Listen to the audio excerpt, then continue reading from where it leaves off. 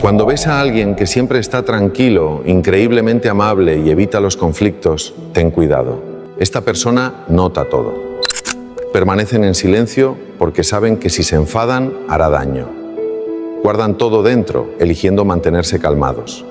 Pero el día que exploten, será una verdadera tormenta. Y quien haya desencadenado esa ira, soportará las consecuencias. Todos tienen un límite. Y para ellos, este límite suele ser más alto que para la mayoría de las personas. Pero una vez que se cruza, espera una supertormenta. Por eso es esencial respetarlos. No confundas su silencio con debilidad. Detrás de cada sonrisa tranquila hay una fuerza y determinación que pueden sorprenderte. Dentro de la tranquilidad yace el reservorio de la resiliencia.